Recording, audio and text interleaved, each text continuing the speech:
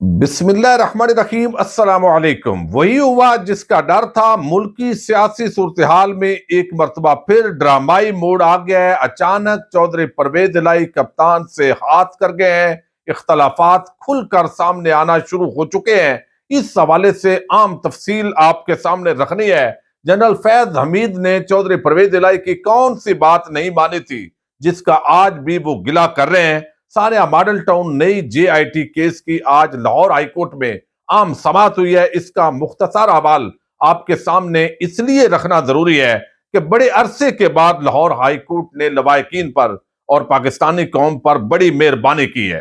Sania model town एक ऐसा कत्लेआम है जिसको आज भी जब हम याद करते हैं कि कैमरों के सामने पुलिस एहलकारों ने जिस तरह गोलियां चलाई, 14 लोगों को शहीद किया गया, 90 के करीब लोगों को जख्मी किया गया, और उसके बाद जो इंसाफ का कत्लेआम हुआ और जिस तरीके से पाकिस्तान की जो अवाम है उसने इंसाफ का नंगा नाच देखा। और हमने देखा है कि ना अदालतों ने सही काम किया, जजेस भी उसके अंदर इन्फ्लुएंस नजर आया उन पर, एस्टेब्लिशमेंट भी इस मामले के अंदर न्यूट्रल नहीं हुई।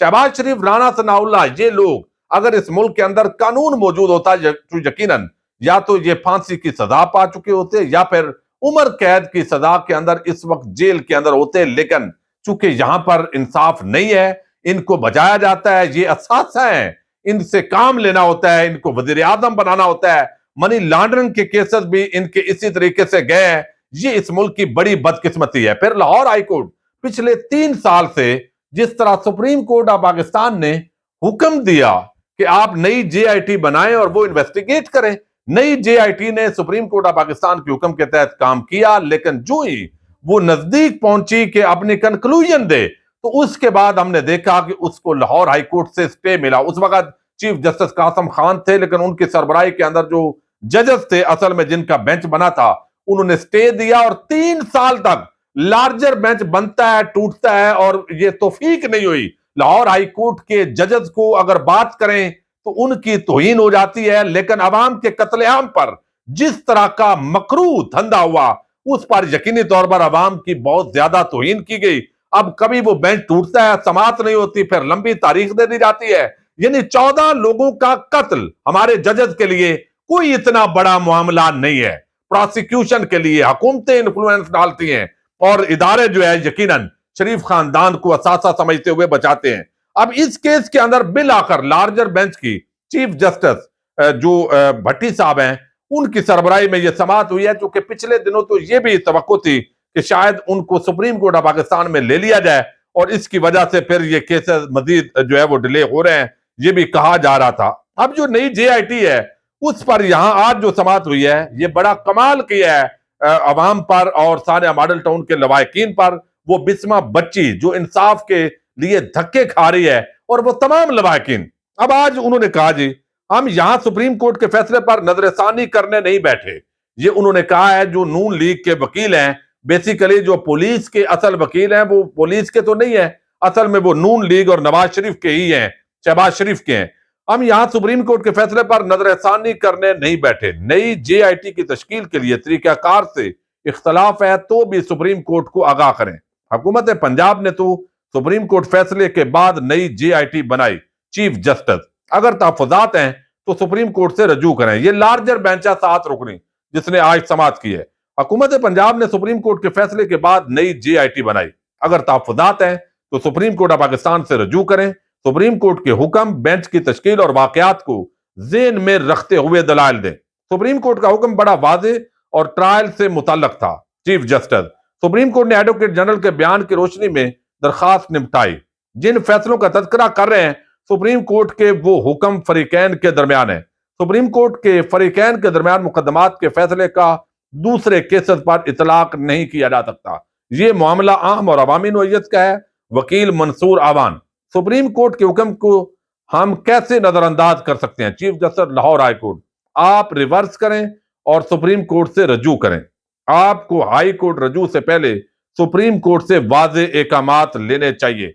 अब चूंकि हुकूमत पंजाब तो परवेज इलाही की है, लेकिन दूसरी तरफ वो कोई ना कोई डिलेइंग टैक्टिक्स यूज होते हैं। और अब भी वो नई जेआईटी जो सुप्रीम कोर्ट ऑफ पाकिस्तान के फैसले के बाद बनी, 3 साल से जायद उसको हो चुके हैं, अमल दरामद नहीं हो रहा। 3 महीनों में जो फैसला होना था वो नई जेआईटी बनी, नई एफआईआर के बुनियाद पर, और वो फैसला देने कंक्लूजन करने लगी है, और यहां इंसाफ की धज्जियां बिखर रही है। जजेस जो है वो अपनी उनको पड़ी हुई है, इंसाफ नहीं मिल रहा, प्रोसिक्यूशन कमजोर है, शरीफ खानदान के जेर असर यहां पर इस मुल्क का इंसाफ बेनीलाम हो रहा है।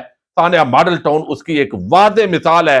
देखते हैं मजीद आगे क्या नए नए कमालात होते हैं। चौधरी परवेज इलाही ने जो इंटरव्यू दिया है, उस इंटरव्यू पर जिस तरह, एक तो आप देखिए कि चौधरी परवेज इलाही जब से वजीर आला बने उन्होंने कितने इंटरव्यू दिए, यानी 1 या 2 दिए होंगे।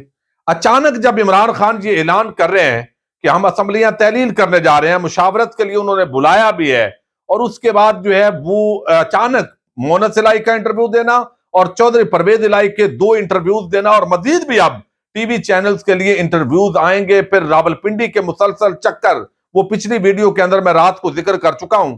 उसके बाद ये स्टेटमेंट्स आना ये नॉर्मल नहीं है।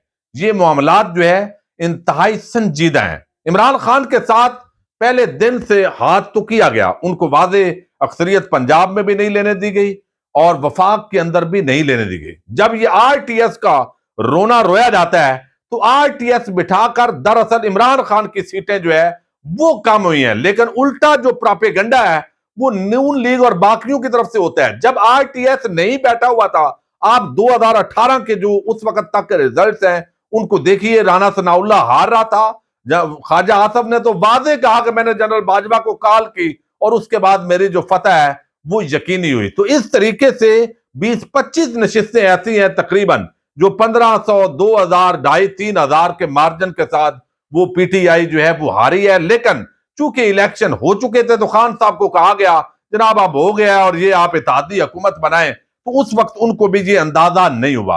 अब जो चौधरी परवेज इलाही हैं वो अगरचे इमरान खान के साथ शामिल हुए, लेकिन उनके बयानिए की जिस तरह चौधरी परवेज इलाही धज्जियां खान साहब के बयानिए की जो है वो उड़ा रहे हैं बड़े मीठे अंदाज के अंदर, यानी वो कहते हैं हम खान साहब के साथ हैं, खान साहब जब हुक्म करेंगे असम्बलियां तहलील कर देंगे, लेकिन हमने ये मशवरा दिया है। अच्छा, मैंने जिक्र किया पिछली वीडियो के अंदर भी कि मशवरा नेक नियति के साथ भी हो सकता है कि हमें ये फायदा होगा, ये नुकसान होगा, लेकिन इमरान खान के ऐलान से पहले चौधरी परवेज इलाही का यह कह देना कि मार्च तक असम्बलियां तहलील नहीं हो रही, यह बहुत बड़ी अलार्मिंग सिचुएशन है, यह बहुत संजीदा मामला है, यह नॉर्मल मामला नहीं है।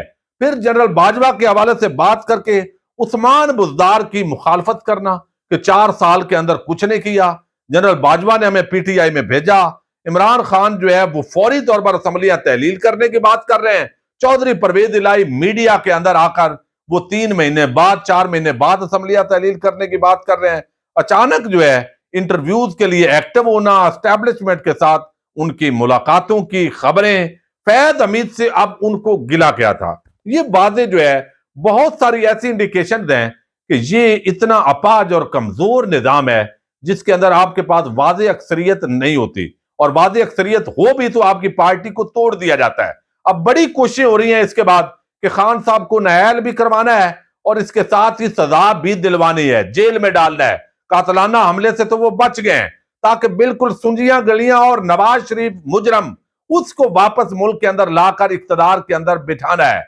ये इस मुल्क के साथ एक नया खिलवाड़ करने की कोशिशें बहरहाल हो रही हैं। नई एस्टैब्लिशमेंट इसके अंदर अपना क्या किरदार अदा करती है, वो वाकयातन न्यूट्रल रहती है तो उनकी इसके अंदर बड़ी इज्जत होगी। लेकिन अब यहां पर जो है चौधरी परवेज इलाही का इस तरह एक्टिव होकर मुसलसल इंटरव्यूज देना, फिर उसके अंदर इमरान खान का जो बयानिया है, इमरान खान जो एक जिस तरीके से उन्होंने एक हाइप क्रिएट की कि हम असम्बलियां तहलील कर रहे हैं, परवेज इलाही का कहना कि हम नहीं कर रहे, इसका मतलब है कि वो तो इमरान खान, या तो इमरान खान जो है वो चंद दिन के बाद वो मशावरत कर रहे हैं, जैसे अपने डिवीजन लेवल के एमपीएस के साथ, एमएनएज के साथ, पार्टी की कोर कमेटी के साथ, काफ लीग के रहनुमाओं से उन्होंने मुलाकात की परवेज इलाही की क़यादत के अंदर, उनको कहा, और ये ऐसे ही हाइप बरकरार रहती। लेकिन कहा जाता इमरान खान खुद ऐलान करते कि भाई मुशावरत हुई है, मुशावरत के पेश नजर हमारा अपना ये कंसेंसस बना है कि हम असम्बलियां अभी तहलील नहीं कर रहे। मेरा यही ख्याल था, लेकिन उसके अंदर हमें फायदा यह है कि हम जाकर मार्च के अंदर असम्बलियां तहलील करें ताकि मई जून के अंदर इंतखाबात हों, अगला बजट जो है वो नई हुकूमत दे। तो ये मामलात किया जा सकता था कि ये खान साहब का फैसला है, ये पीटीआई का फैसला है। लेकिन अब एक ऐसा बंदा जिसकी 10 नशिस्तें हैं, अब उसके मरहूने मिन्नत होकर इस वक्त उसने मुअल्लक कर दिया है पूरी पीटीआई को। और ये मैं समझता हूं मोहम्मद सिलाई जबरदस्त तरीके से सियासत कर रहे हैं, परवेज इलाही भी जबरदस्त तरीके से, यानी खान साहब भी जिंदाबाद हैं, जनरल बाजवा भी जिंदाबाद हैं। बाकी जो है ये काम जो है वो नहीं करना चाहिए, ये काम करना चाहिए। तो ये सारी जो सूरत हाल है ये बड़ी संजीदगी इख्तियार कर गई है, सूरत हाल तब्दील हो रही है ड्रामाई अंदाज के अंदर।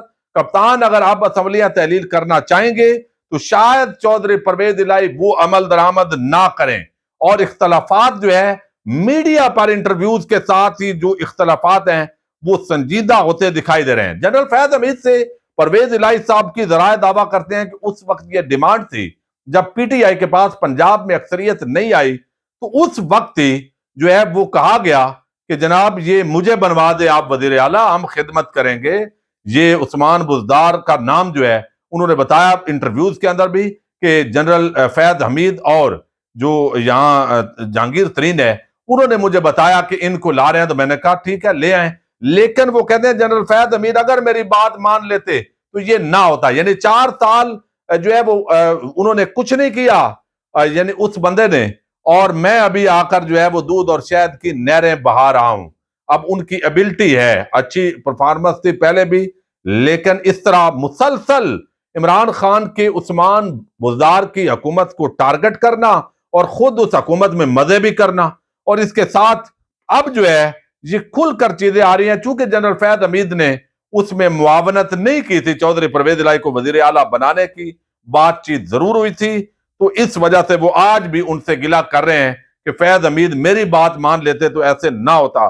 तो बहरहाल ये अचानक परवेज इलाही जो है वो हाथ करने जा रहे हैं। खान साहब ने अभी तो मीडिया के अंदर यही बात हो रही है कि जनाब नहीं हमारा कोई इख्तलाफ नहीं है, कोई ऐसी बात नहीं है, लेकिन ये जो इंटरव्यूज हुए हैं इन्होंने कप्तान के बयानिए के बिल्कुल अगेंस्ट एक बयानिया दिया और अचानक इंटरव्यूज के लिए एक्टिव होना, यह भी एक बहुत बड़ा सवालिया निशान है। बहरहाल देखते हैं आने वाले दिनों के अंदर क्या बड़ी डेवलपमेंट्स होती हैं। इजाजत दीजिएगा, अल्लाह हाफिज।